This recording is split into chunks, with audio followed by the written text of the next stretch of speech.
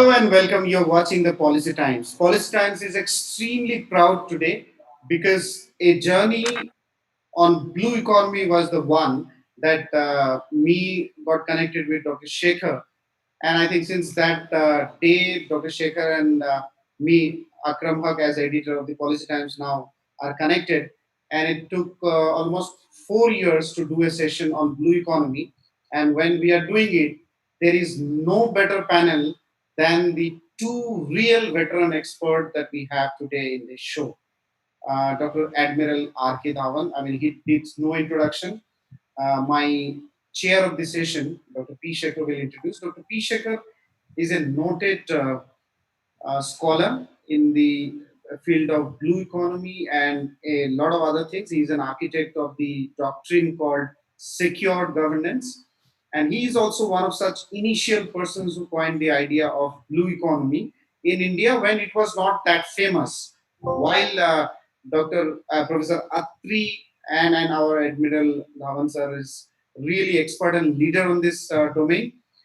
It's been at 4 to 5 years. FICCI, one of the oldest industry associations of India, where I had the privilege to work with, took this initiative, Blue Economy, as part of its core initiative. And during my tenure, Blue Economy was one of the core areas that I worked in.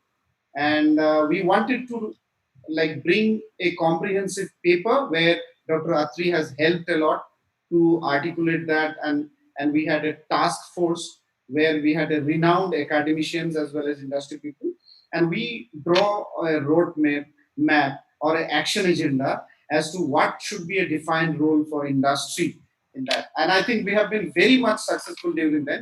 FICCI is a wonderful organization to work with. Sushma uh, was one of my most sweetest bosses at the FICCI. I think one of the few bosses that I got in my life was Sushma, and she led this initiative, and it was wonderful. But since then, we thought that let us take this initiative forward because India, as a nation, we need to adapt and execute or achieve the blue economy vision. I think I'll not go deep into the subject. I want to introduce our speakers, and I want to actually hand over to my chair of the session today, Dr. Shekhar. Thank you, Akram. It is really a privilege and pleasure to have Admiral Devan and Professor Atri. Now, blue economy has been one of the very neglected but very fascinating field, and it is going to have a huge impact on India's economy. My own connection with Akram had started with Blue Economy Conference, where I was invited to address almost 11 heads of countries, uh, which was held in Fiji about 4 years back. Now, coming there, of course, even my own book on blue economy got launched, which also is part of this particular system. Now, blue economy itself has got a various sets of definition. This was a book which was launched during the show. Blue economy started with the green economy and the blue economy, which had a different purview. Then blue economy a, had a definition as something in the sea alone. Then it came inside the land. My own definition of blue economy in the book, which seems to be generally accepted now even by Government of India, is that anything water-based, I am calling it blue economy. Sea, ocean, uh, uh, uh, river, and even canals. Okay. That's why I'm calling it $1 trillion economy. This was called almost 5 years back, and I'm sure today people will accept that blue economy will have this type of outcome for India's economy. Now, since I have too many experts of a very high nature, I will not go into the intricacies of blue economy because they are going to go to the depth of the whole thing. I will introduce Admiral Dhawan. He is one of the highly enlightened naval. He was in fact fully heading the navy toward the end of his career, and he has been internationally on a. He has been trained. He has made his services in USA, in UK, and much more in India. And almost 45 years is quite a long time when he has been a blue economy, so to say, but navy-born person. And I came to know that he's also been in INS Vikrant, one of our aircraft carriers. And I had the privilege of visiting aircraft carrier during my college days It is a wonderful experience. Even now, I cannot forget it. And he has been on. He has got the awards which are innumerable, and he has been one of the most liked officers. He has also been the chairman of Naval Foundation, and there also he has conducted TV shows, Indian, international, and is one of the favorite persons for anything to do with maritime as well as blue economy. With this short introduction, I would request, so that I don't plug too much time out of the speaker's time period, I would request Admiral Dhawan to start the whole thing. Here, just 2 minutes. Here we are talking more pre-COVID and post-COVID. Pre-COVID means the way it is today, and post-COVID, because blue economy has to make its presence felt.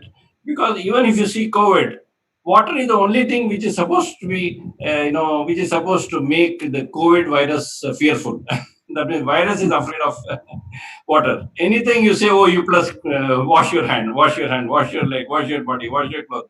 So water is something where COVID itself is slightly afraid of, which should also give us a lesson that yes, blue economy and water-based thing is something which is very, very good.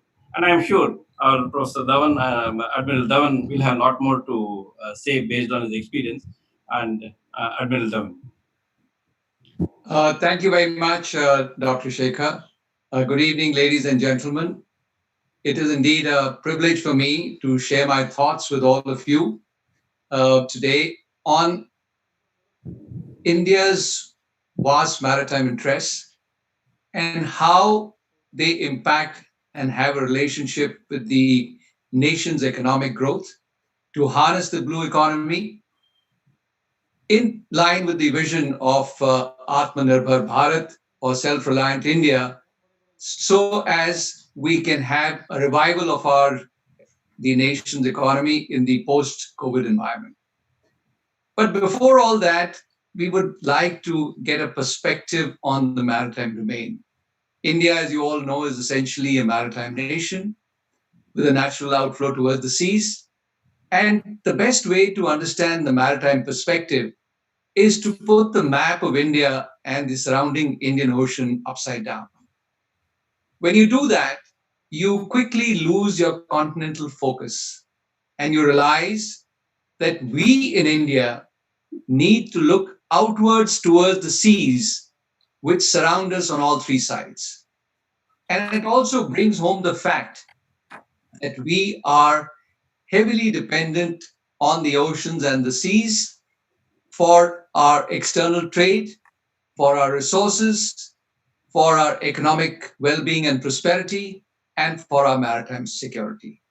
As a maritime nation, India sits astride busy sea lines of communication which transit across the Indian Ocean, over which, as you know, nearly 120,000 ships transit every year, carrying 66% of the world's oil, 50% of the world's container traffic, and 33% of the world's cargo traffic.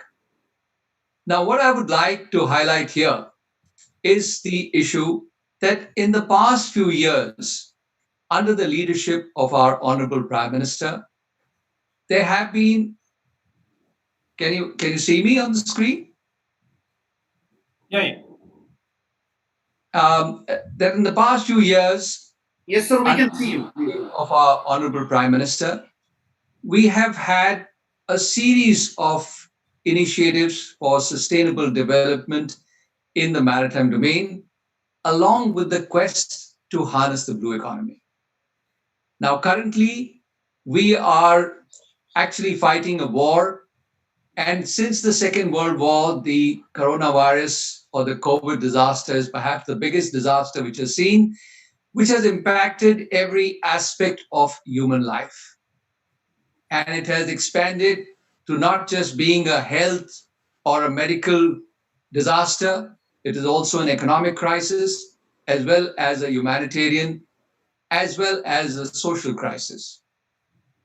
What I would like to now highlight is how we need to develop certain sectors in the maritime domain to harness our blue economy in accordance with the vision of Atmanirbhar Bharat so that we can revive India's economy in the post-COVID environment.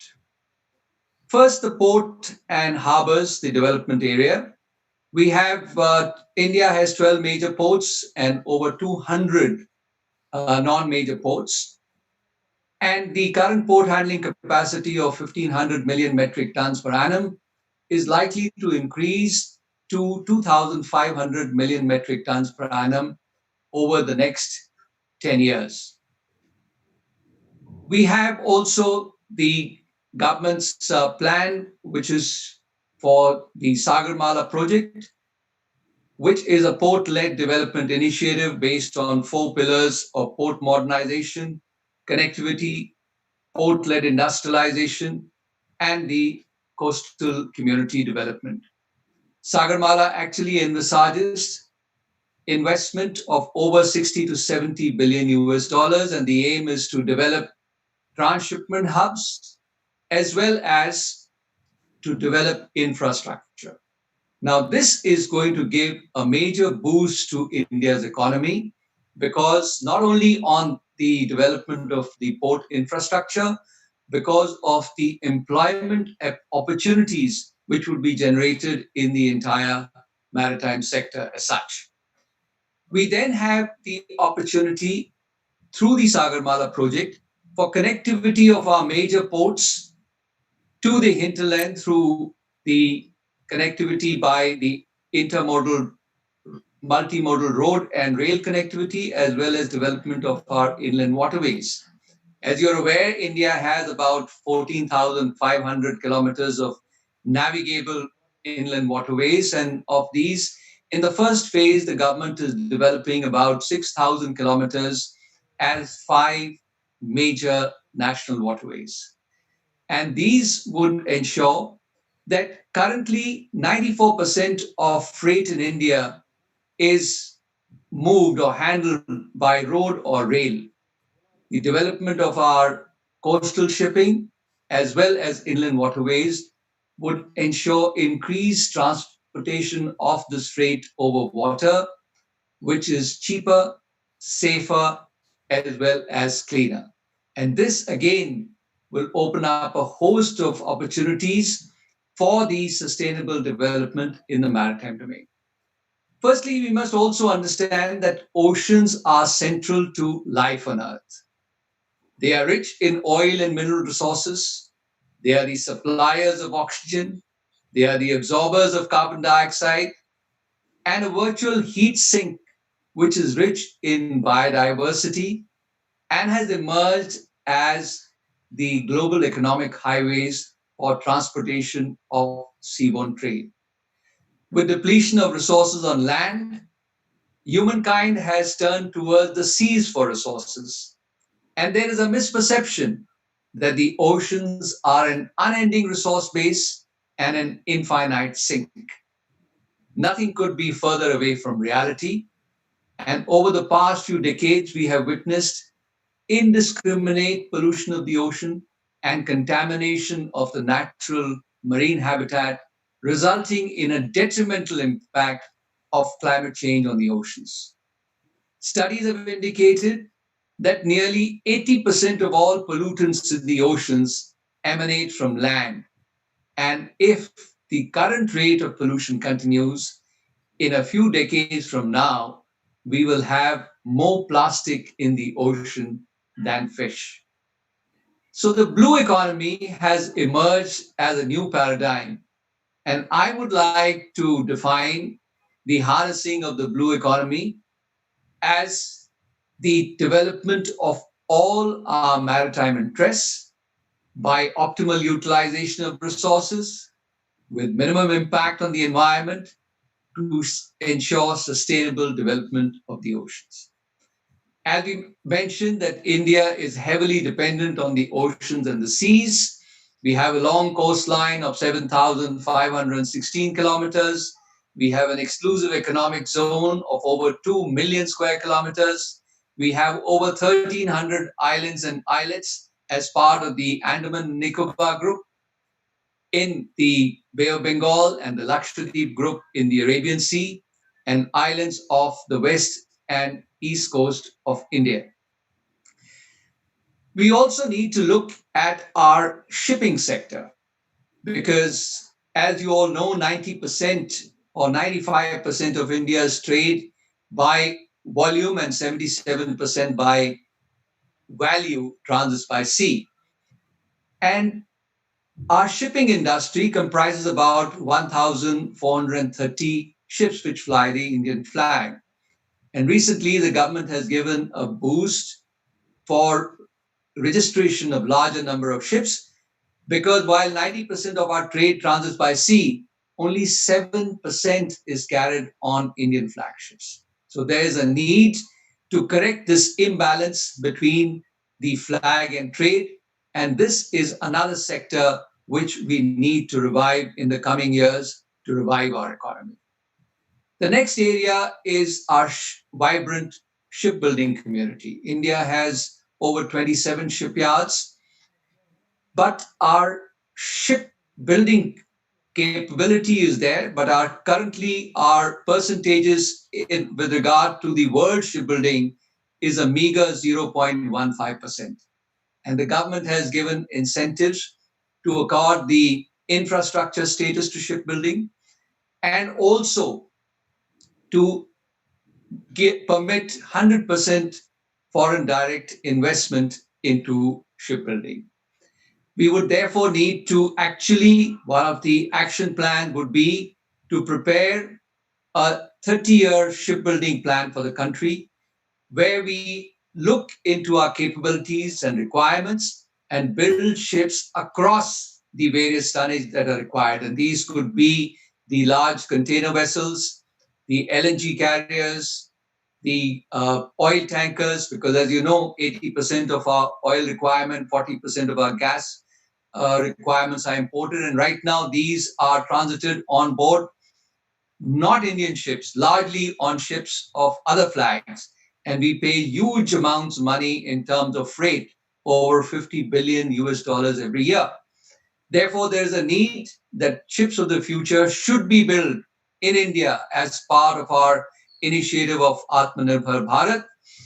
And this would ensure that the ships of the future are also built in accordance with the Energy Efficiency Design Index, which has been approved by the IMO, and these will be propelled on environmentally friendly fuel in accordance with the norms of the blue economy.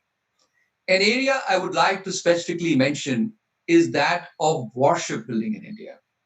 Soon after independence, the Indian Navy made its first prospective plan in 1948. Yes, just 1 year after independence, where nascent steps were taken towards indigenous shipbuilding. We inducted naval architects into the Navy in 1955, and we built our naval patrol vessel INS Ajay in 1961 at the Garden Reach shipyard in Kolkata. We set up a naval design directorate in 1964. So for now, over 50 years, our naval designers have been designing and our indigenous shipyards have been building ships for the Indian Navy, resulting in our transformation from a buyer's Navy to a builder's Navy. Today, it's a matter of great pride that nearly 50 ships and submarines are under construction in Indian shipyards, both public and private.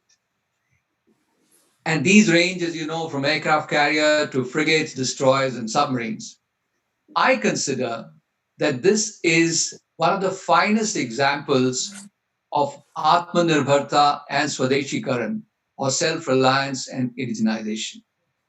It should be our endeavor so that we can progressively increase the indigenous content so that future warships and submarines are 100% made in India. And this would be a great boost to our economy and also make us self-reliant and also increase the industrialization process because all our experience in warship building can also be transferred to the commercial shipbuilding sector. The next area is that we have a vibrant fishing industry. We have over 250,000 fishing boats, over 4 million active fishermen, 14 million people who are part of the fishing community, And our annual production, which is in the region of 11.5 million metric tons, makes us among the second largest fishing nation in the world. However, this is only scratching the surface because 90% or more of fishing in Indian waters is restricted to our coastal areas, whereas we have the entire 200 nautical miles of the exclusive economic zone to be exploited. The government has promulgated the 2017 National Fishing Policy with a focus on deep sea fishing as well as sustainable fishing. And this would provide great opportunity for development of the entire fishing sector to construction of deep sea fishing trawlers, which again can be constructed within the country in our boatyards and shipyards. We can have the development of the coastal community of fishermen. We can set up the entire fishing industry for packaging and exports. And this would not only provide employment in the fishing sector, but also see that this entire fishing sector develops from building of the fishing trawlers to the actual fish processing and the exports of fish. India has about over 1,300 islands and islets, and the government has prepared island development policy with a focus on security, looking into aspects of sustainable economy, the environment preservation, and social and cultural sustenance. The aim in all this is to have actually greenfield infrastructure projects with minimal carbon footprint and a focus on controlled ecotourism. This would certainly open up a host of opportunities for development of the entire marine tourism sector and the cruise tourism sector. The development of infrastructure in our islands, particularly the Andaman and Nicobar Islands, would also provide the connectivity between the islands and the entire east coast of India with all our literal neighbors in the Bay of Bengal, which, as you know, is one of the largest bay in the world. And we have 7 countries located on the rim of the bay. And we could look into issues related to not just connectivity, but also for harnessing the blue economy with our literal neighbors. The other areas which include or can be looked at for development is the offshore oil and gas sector, both on the west and east coast of India. As you're aware, our exclusive economic zone has the potential for oil and gas exploration, and some is already being done, but there is plenty of scope for further enhancement.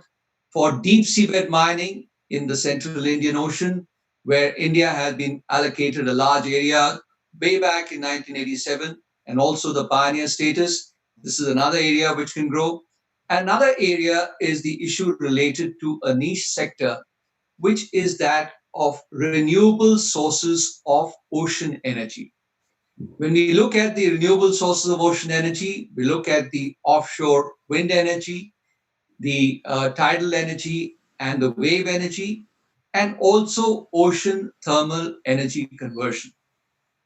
Actually, the waters of the Andaman and Nicobar Islands are quite conducive for harnessing the ocean thermal energy conversion because the temperature on the surface of the water is about 24, 25 degrees, and the temperature at the depth of about 1,000 meters is 4 to 5 degrees. So this temperature differential can be used because when water is pumped out from these depths, it gives us this temperature differential of 20 degrees, which can be used to run turbines and generate power. We can also use the oxygen that is provided from these depths of the water that is there for shrimp farming and can be used for the fish farming as well. So we can see that we have a host of opportunities, actually an ocean of opportunities for harnessing the blue economy, as it were. As you're all aware, the United Nations has promulgated a document transforming our world 2030 Agenda and the Sustainable Development Goals, in which the Sustainable Development Goal 14 looks into conservation of ocean, seas, and resources. India is not only looking at the economic development of all our maritime interests, but we are committed to sustainable development as well. And as you're all aware, we have made our voluntary review report to the United Nations High Level Political Forum in July 2017. So we are committed for sustainable development. We are committed to ensure that this ocean of opportunities is utilized for harnessing the blue economy. The challenge, however, is to ensure that this is achieved by optimal utilization of resources with minimal impact on the environment to ensure sustainable development of the oceans. The Indian Ocean is the third largest water body, spanning an area of 68.5 million square kilometers, and countries on the rim of the Indian Ocean are home to nearly one third of humanity. Another unique aspect of the Indian Ocean is that 80% of the oil and trade that emanates in the Indian Ocean region is extra regional in nature. This implies that if there is any impediment to the free flow of oil or trade, it would have a detrimental impact not just on the economies of the region, but the global economy as well. This is where we need to pause and think of the vision of our Honorable Prime Minister for the Indian Ocean, which has been promulgated as SAGAR, which means the ocean, and the acronym stands for Security and Growth for All in the Region. We therefore see that we have a host of opportunities for revival of our economy by harnessing the blue economy and development of all our maritime interests. In conclusion, I would like to highlight five major takeaways as the way ahead.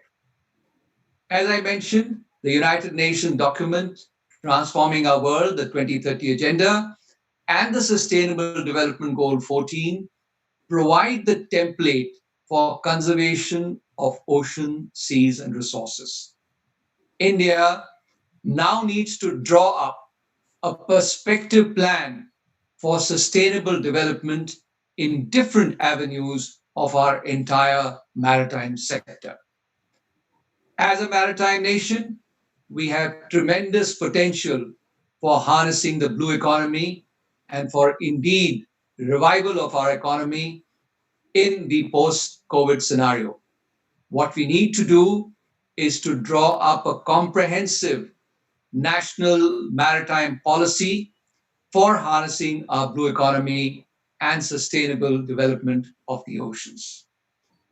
The third recommendation would be that there is a need for an apex level organization to coordinate and integrate the large number of agencies and departments which operate in the maritime domain so that we can actually work towards the economic development of all our maritime interests in a manner which can be coordinated well, and also we can monitor the initiatives taken for harnessing the blue economy.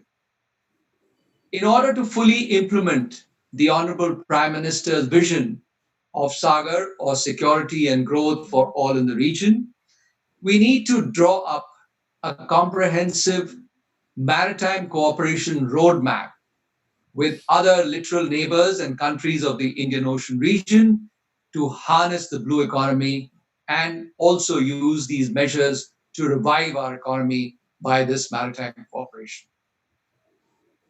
Finally, the Honorable Prime Minister, Shri Narendra Modi, has launched a dynamic initiative of Swachh Bharat, or Clean India. We need to extend this initiative to Swachh Sagar, or clean and healthy oceans for the future generations.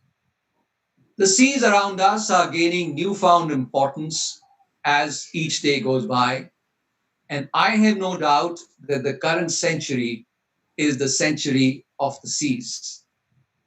Therefore, we need to work towards the economic development of all our maritime interests, harness the blue economy, which will lead to the revival of our economy using the vision of the Honorable Prime Minister of India of Atmanirbhar Bharat or Self Reliant India, which will ensure that India once again turns towards the seas and emerges as a resurgent maritime nation in the 21st century. Thank you very much. Jai Hind. Thank you, Admiral. It has been an absolutely wonderful talk. I don't think you missed any point, and you covered not only the sea, you covered blue economy in in totality, and we all had a lot of things to learn. And I'm sure the readers would have so many things to take it. And now I have Professor Vienna 3. He is an international authority on blue economy. He is a professor in Indian Ocean Rim Association, a chair, which is a very senior post. And his profile is of a great significance. He has been in so many countries. He is also advising so many countries, even other than India, Bangladesh, and others, Kenya. So many places he is called for interview. He is called for giving lectures, and he is also somewhere advising the prime minister. He's on some of those committees also, and on the sustainable islands also. He's there in this new initiatives that are taken by government of India. So I would. He has got a presentation also to make, and I'm sure he has got a lot of things to say. He will cover not only in his present portion for Indian Ocean, he will cover in the whole blue economy in this talk. Professor Vienna 3. Thank you, Chair. It is always a pleasure to listen, Admiral, and I think he has said everything, and I was thinking what to say. And thank you for your kind introduction. In fact, as you mentioned, uh, I can say that the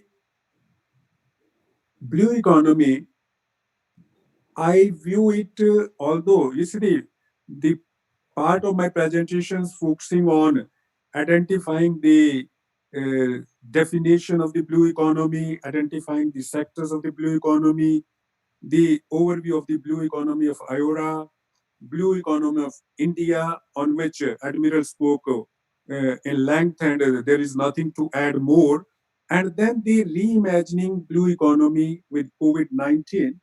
But moreover, I basically in a position to share the global view, what is happening in blue economy, as well as suggesting some ways of implementing blue economy. So in this basically presentation, the blue economy, the first definition basically given by uh, uh, UNDP in 2012. So this part of definition, if you see, uh, after COVID, the 53 states country are facing a crisis of national debt. And what we are suggesting in IORA also, there have been a lot of meetings going on. There have been 3 ministerial blue economy conferences. The last one was held in Bangladesh in September 2019, which was a great success. And Bangladesh basically is one of the country in IORA who have systematically and to a great extent implementing the blue economy. And I'm sure that within next 5 to 7 years, Bangladesh will be getting a status of high middle income countries through implementing the blue economy. As rightly mentioned, Admiral, here a particular reference is to be made. The vision of our Prime Minister Narendra Modi, who basically in 2015 gave the idea of Sagar and visited some of the states country. I was there in 2015 when he visited Mauritius and then went to Sri Lanka, Seychelles, and then took a trip to African countries. So basically, the idea is, as envisaged in October 2014, when the COM meeting of IORA was held in Perth, Australia, and all the 22 countries of IORA accepted that blue economy is a new paradigm shift which will be leading to the optimization of resources, prosperity, shared prosperity, and better standard of living in the Indian Ocean region. So, with that background, you see, basically, as you see in my presentation, I try to give some of the viewpoints of the definitions which have been there by the World Bank, which has been there by the World Economic Forum, and even my own definitions. So here the idea is what I feel as an economic philosopher, that each of the institutions or each country does have a specific definition of blue economy. India, basically, I was there in 2019 attending the preliminary meeting of the Prime Minister Economic Advisory Council. Then there was a report on blue economy prepared by the World Bank on Bangladesh. So each country in IORA, for that purpose, not in IORA, but even beyond IORA, are trying to identifying the definition of the blue economy, and which basically should center around on the competitive advantage of that region. Here, what is important that the exclusive economic zone of each country, you see, are very important. You see, I'm deviating from the presentation. You can go on showing the presentation. But what I trying to tell the IORA countries whenever I go, and my vision basically have been broadened when I attended this Nairobi conference, which was the biggest conference on the ocean economy in November 2018. And there, basically, this is something basically which I try to encompass with the help of the Venn diagram, that how and why there is a chances of growing blue economy. And here, these basically the issue is what are the core of the blue economy? The core of the blue economy basically is five: the science, technology, innovation. If I go back to the contribution made by Pali, he published a book on blue economy in 2010. Earlier to that, he made a presentation in United Nations. So there, basically, he defined the blue economy, which is based on the utilization of the local resources. In this context, I think the vision of Prime Minister Modi is great when he is talking about self-reliant India. So basically, when we focus on blue economy, it is for all the countries around the world that we focus on the utilization of the local resources, which will empower the coastal communities. So that basically is one important issue. Then science, technology, innovation. Blue economy has been defined as a discipline which is based on innovation. We should try to make the use of artificial intelligence or other accelerated technological change, which basically I was invited in 2018 in Mexico by the United Nations to participate in the expert group meeting. Then the serious issues which basically are important are the measurement of the oceanic resources. That is the area basically. Few economists or the few persons who are trained in blue economy, they talk about. You have to measure the oceanic resources, the resources which are available in the which are available in the exclusive economic zones of the different countries. In that context, if I compare IORA with European Union, little progress has been made. So that what I've been suggesting that our universities, our research centers should focus on introducing research in oceanic resources, and we should try to find out try to take the assessment, the oceanic resources assessment, measurement of all the other countries. In that context, I already made a reference to the report prepared by the World Bank on Bangladesh. So that is a report which basically have measured what are available resources in the exclusive economic zone of Bangladesh. In that case, the same thing should be repeated. But in case of India, as Admira mentioned, some progress has been made. But in the countries like Comoros, Mauritius, South Africa, Seychelles, the other example is Seychelles. Seychelles is doing wonderful thing in the implementation of the blue economy and specifically the blue bonds. And this blue bond concept of Seychelles is being implemented around the globe. Then another thing is basically, if I'm trying to make you understand what are the core of blue economy in terms of current definitions of paradigm shift, that is uh, measurement, climate change, and all the discussion of the blue economy should center around sustainable development goal, and particularly goal 14. And then there are seven enablers of the blue economy, that is maritime spatial planning, maritime security, maritime data, common skills, shared infrastructure, sustainable use of sea, environmental protection. So here, another thing basically, we should focus on marine spatial planning, which, which is transboundary in nature. So in marine spatial planning, there has been little progress around the countries in IORA. And then basically what I have been suggesting to the various governments in IORA, that is to have a national ocean policy. Few countries in IORA, for example, there's Australia, and in a world, then you see Peru and Brazil, etc. They have a national ocean policies. So that basically we should try to make. And then the spatial marine planning is required because it will be trying to balance the interest of the various stakeholders.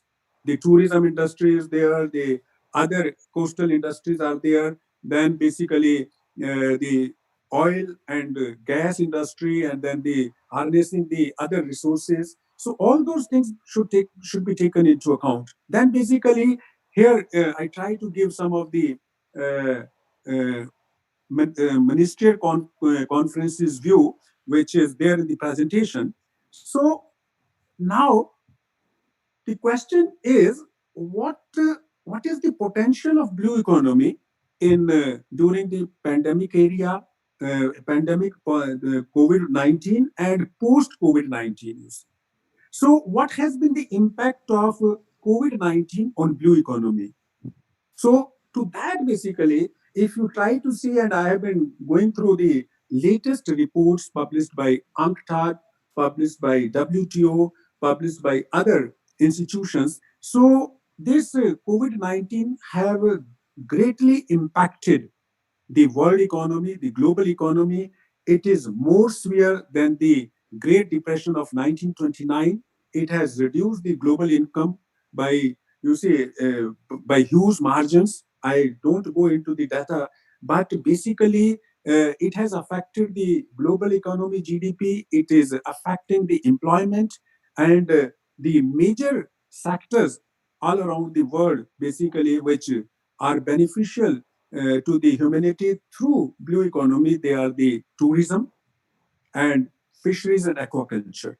So last month, you see, the budget of Mauritius was given by the Prime Minister of Mauritius, and Mauritius being a SID country, small country, and the paradise known in the Indian Ocean, has been greatly impacted by the tourism, and the tourism growth has been affected more than 80%.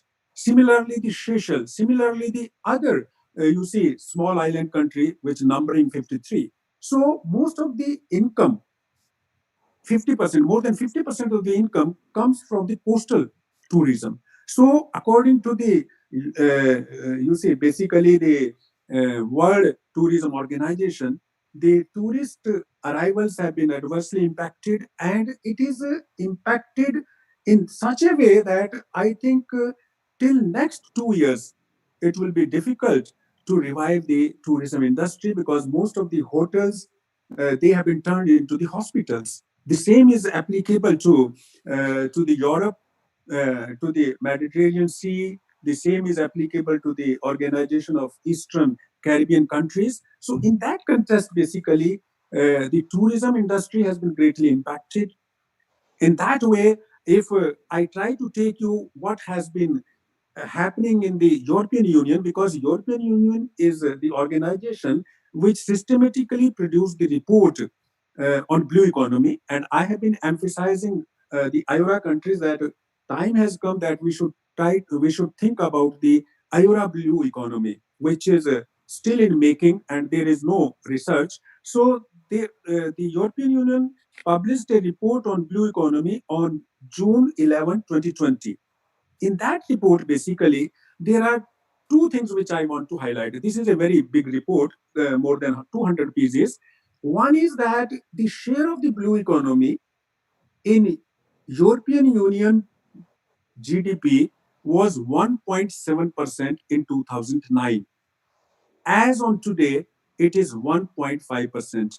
It is stagnant for the last 3 years. So here, as an economist, so if you try to see the percentage of the blue economy in the total GDP of a country, or the you see, or a international organization like EU, it is static.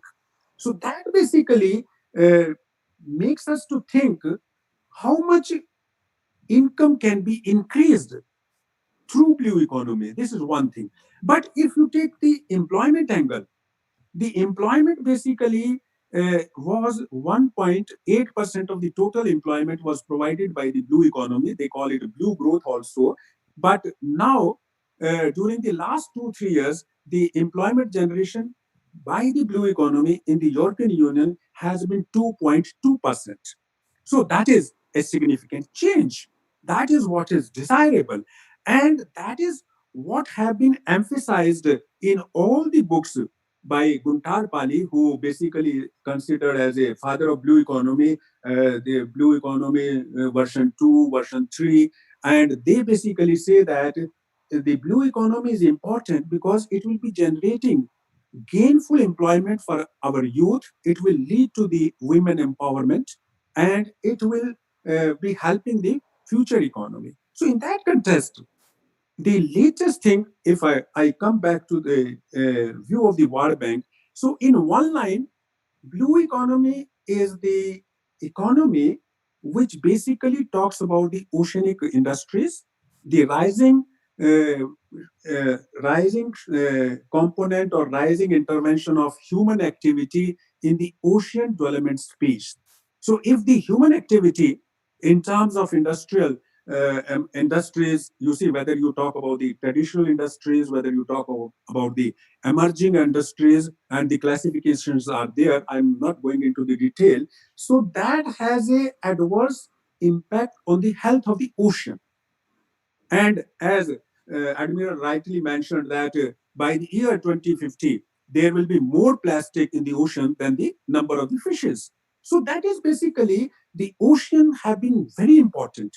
And here, one thing which I want to highlight, that it has been estimated that ocean can generate somewhere 3.5 trillion US dollar to 6 trillion US dollar by the year 2030. The estimates vary from institution to institution, country to country. But globally, I can say that if everything goes well, even after this pandemic effect, by the year 2030, the contribution of the ocean economy may be around somewhere, say, 5 trillion US dollar. That is basically roughly maybe the 4 to 5% of the total global GDP.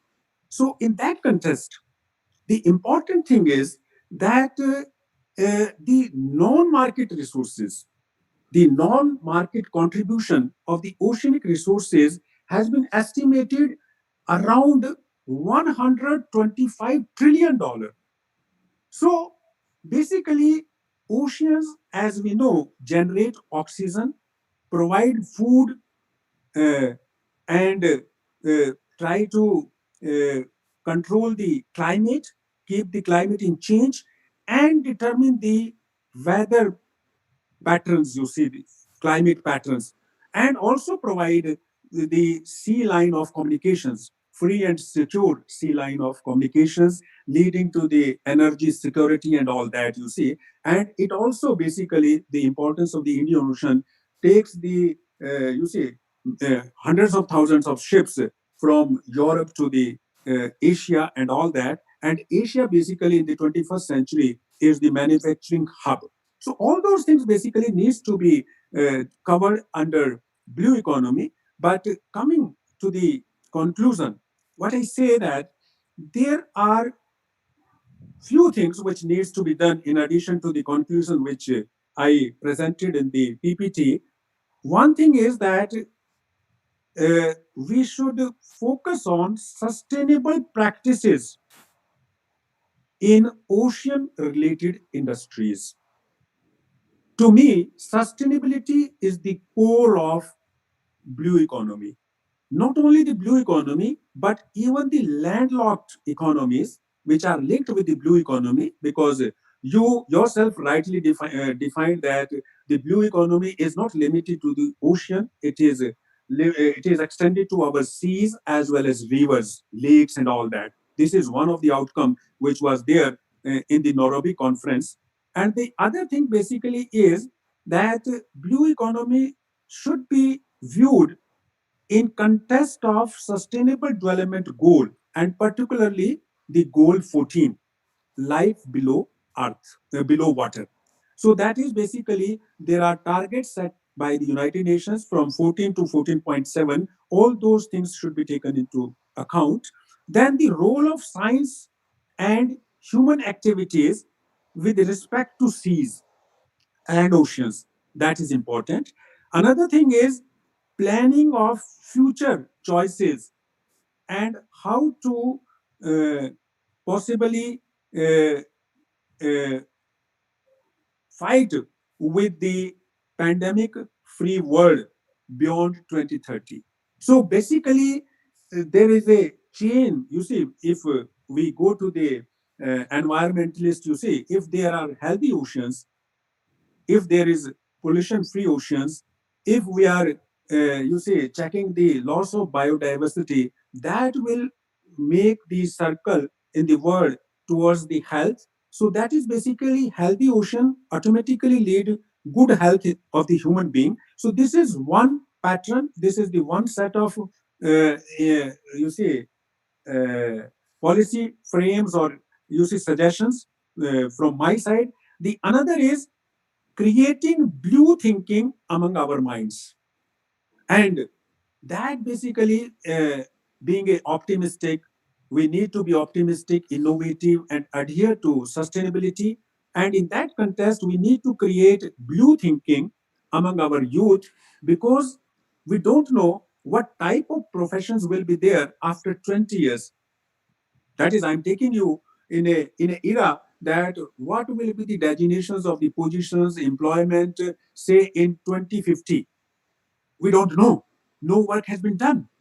And what is the attitudes of our young people or the people who are likely to born regarding working under the ocean? So that will be a different world, you see. So the ocean literacy should be created, you see. That is basically the Seychelles has been doing rightly.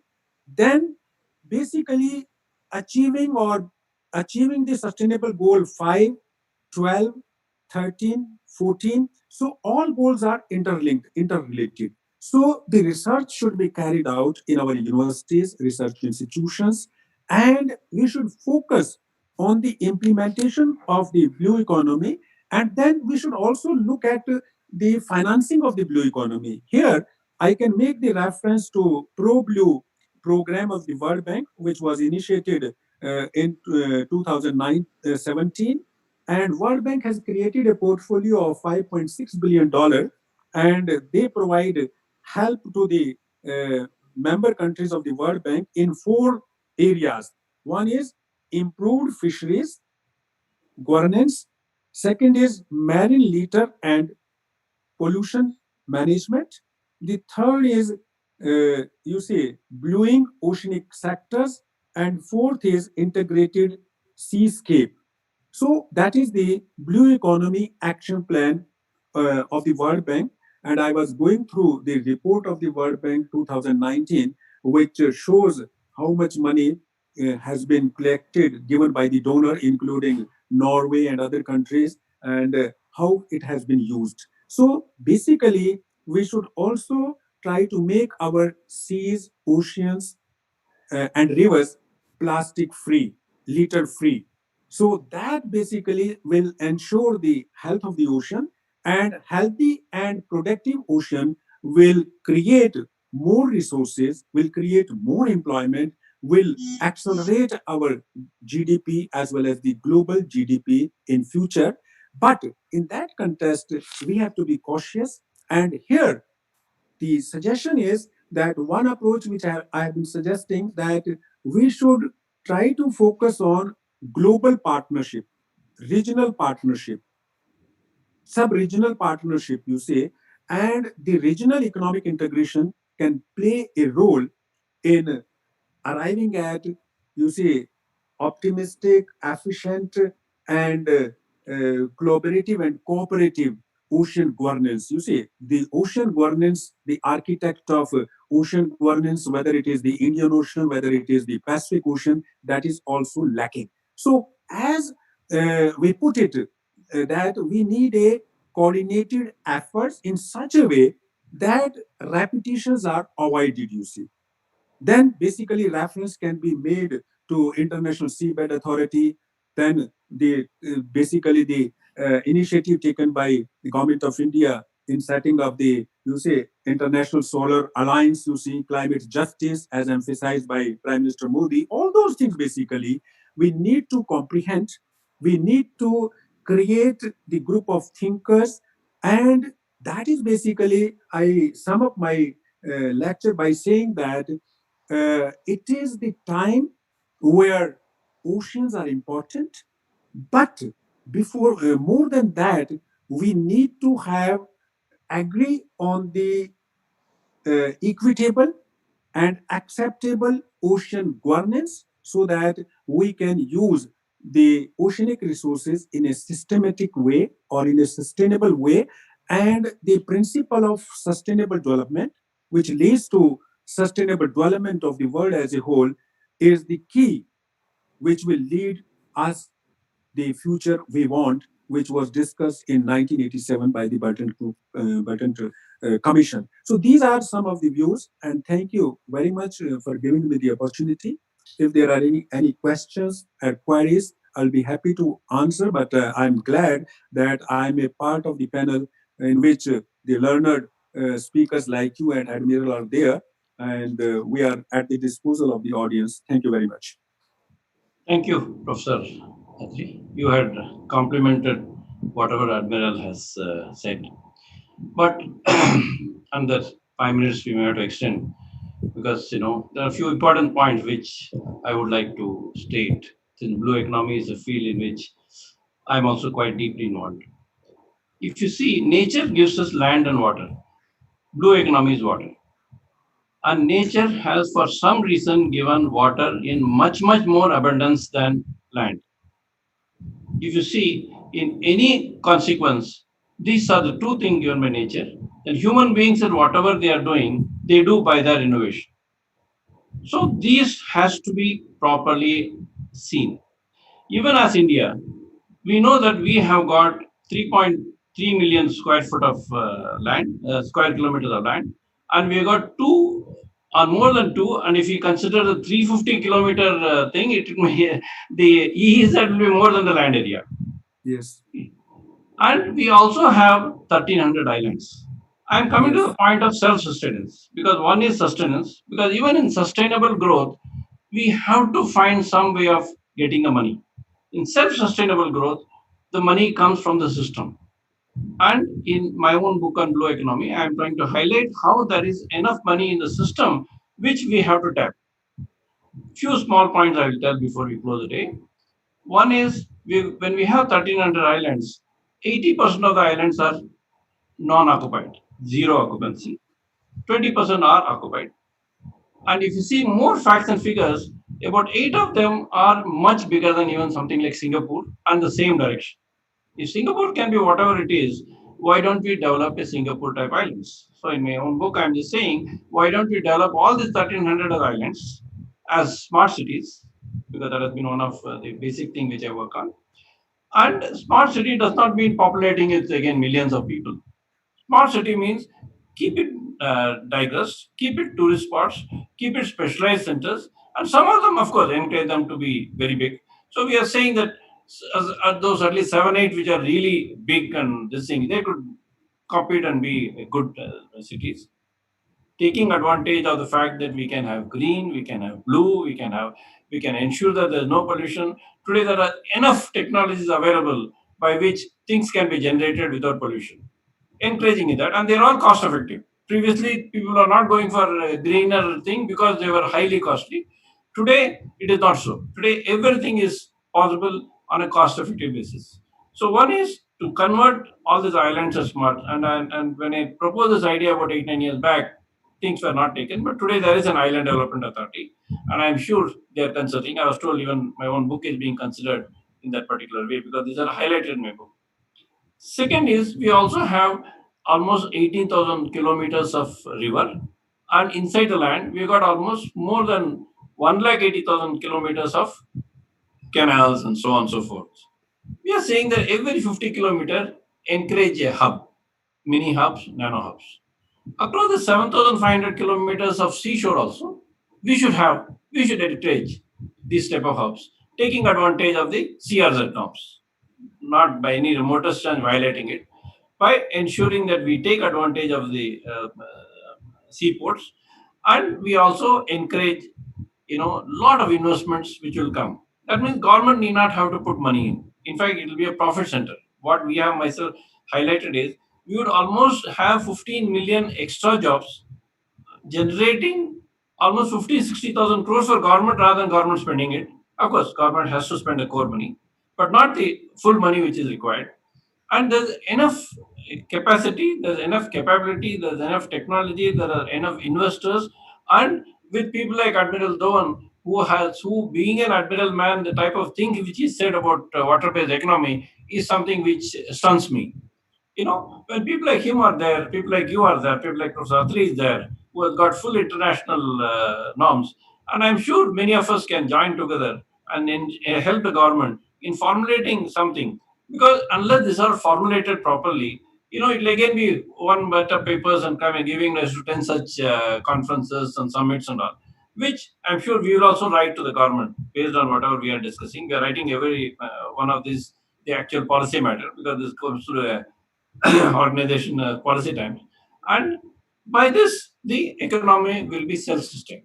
So before I close the day, I would like a half a minute or 1 minute from Admiral Dhawan. Yes, how would he rate and how would he say things should go forward? Thank you very much.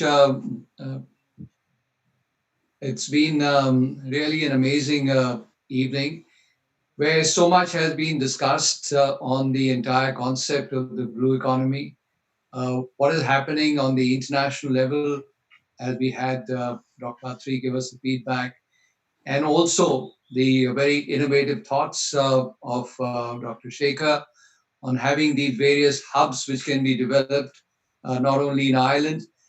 What is happening is that a lot is happening individually to promote the blue economy without understanding that we are actually promoting the blue economy. What we need to do actually is to have a comprehensive approach where all these are put together, as I mentioned, as a national maritime policy, where different sectors of the maritime domain are put together, and we have an action plan as to how to harness the blue economy and how to revive our economy. Because there is so much potential, whether you talk about the island development, 1,300 islands, and as is well known, not one of them is a tourist destination. So now, as I said, we have the island development plan, which takes into account aspects of the economic sustenance, the environment preservation, coastal, as well as the cultural sustenance. And this will lead to further development as Dr. Sekhar is saying we could have these as hubs so that there is not so much, and the investment can come from the people. It's a public-private partnership which can come in. So these are innovative thoughts, but we need to put this together as part of a national maritime policy or a national maritime plan, which looks into harnessing of the blue economy. And that is where the individual efforts which are on by different ministries can actually get coordinated and integrated, because there are over 15 to 20 different ministries which are operating in the maritime domain. We need to coordinate all these efforts so that we can truly harness the blue economy and actually see that we are a self-reliant nation, and we can also turn towards being a resurgent maritime nation. I think great effort put in by Akram and Dr. Shekhar. Thank you very much. I'm privileged to be a part of this process and to have Dr. Atri on the panel, with whom I've had the privilege of associating on many conferences earlier. I think we need to take the main takeaways from this conference that we've had and put in some concrete recommendations so that we can emerge as a maritime nation. India is a maritime nation and needs to emerge as a resurgent maritime nation by harnessing the blue economy. Thank you very much. Thank you. Thank you, Professor Tri. Thank you, Admiral Dhawan. Yeah, so 1 minute actually, I think if you give me the No, no, no. floor, I think Dr. Shekhar, we should thank Akram for, you see, organizing this thought-provoking seminar. And I fully agree with Admiral as well as with you. The time has come that we should try to think of maritime framework, maritime policy, and I fully agree with him as well as with you. And we should make a collective effort in telling the government of India, because everybody have been doing, and everybody have been doing for the blue economy without knowing that they have been doing for the blue economy. And as you mentioned, the concept of smart cities and utilizing the resources of, you see, island, you see, and you mentioned the case of Singapore. So I also basically had the idea that if we properly implement the blue economy in context of India, India is sure to have double-digit growth rate. And moreover, it will be directly affecting favorably to our coastal, you see, provinces, 9 of the coastal provinces, Gujarat, Kerala, you see, Odisha, and all that. So that is basically is the content, and different ministries basically should be coordinated under one heading, that is the maritime policy or maritime whatever is the idea. And in that basically there should be some takeaway from these discussions. And what I suggest that we should be in touch with each other, three of us, and more likely like-minded people can be included in that. And the time has come that when we can show that here is, because I mentioned specifically the science and technology and innovation, and we have to utilize of strength of India in artificial intelligence, in accelerated technological change. India is the third biggest country, so let us combine all those things and move our nation towards self-reliance, not only to the self-reliance, but also helping the other countries. You see, Africa is looking towards India. Small island countries are looking towards India. So that is the leadership role which India can play, and India has been playing. You see, I mentioned the International Solar Alliance and the concept of climate justice, so which has been raised by Prime Minister Modi. So that these are the ideas, and we are collaborating with France and other countries. You see, and it is a great success. But a proper type of thinking, and you see, this India has to be a maritime nation. You see, and there is a great strength, great potential, and I do have the faith in the people of India. So let us work together for the prosperity, for the shared prosperity, eradicating poverty, hunger, taking India to high levels, and there is a chance, there is a scope. Every country is doing that. So that is basically, as I mentioned, that we should end up with a optimistic note, and blue economy can really take India, rather rest of the economies in globe, to a path of self-reliance as well as to a path of recovery. There is a big potential, but as you mentioned, as Admiral mentioned, we have to be pragmatic. We have to adhere to the norms of sustainability, but and we have to be innovative.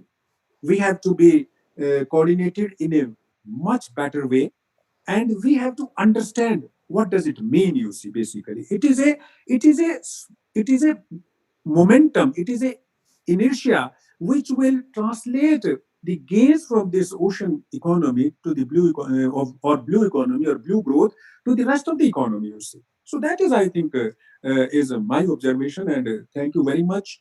And I am proud of participating under your chairmanship, and Admiral is there, so that is a very lucky moment for me. Thank you very much, and that's all. You see what I want to say. Thank you. Thank you. So to conclude, last statement should be let blue economy wash COVID out and bring Yes, prosperity yes, to the country. that's right. I Ikram. agree. I agree. Yeah. Thank you so much, Shekhar sir, for moderating this session, for chairing this session. Atri sir, wonderful. Since last 6 years, the same level of energy, the same level of enthusiasm, the same passion that I see in you in when you are talking about blue economy, sustainability, and all those issues. Admiral sir, it's such an honor to have you for this wonderful discussion. Policy times. After I left FICCI, I only had one vision that we should establish institutions or organization that becomes pillar or instrumental like platforms to boost India's growth and development and sustainability. So I think, and that is why blue economy we thought will be one of our such few agendas or initiatives that will be very happy to work under you. And whatever I wanted to say, Atri sir has said very nicely. Then, and that's actually we'll be very happy to work with you to make some visible change on the ground. And Professor Shekhar, Dr. Shekhar is there. He will, with under his guidance, we'll do all this. So with this, I would like to conclude the session. And viewers, if you're watching us, do subscribe to our channel. Policy Times is a developmental media, and every like episode or every program Policy Times does with a very clear objective that how much will it bring or this discussion will bring a contribution positively to the national reincarnation or national growth of this country. Thank you. Keep watching the Policy Times. Thank you. Thank you. Thank you.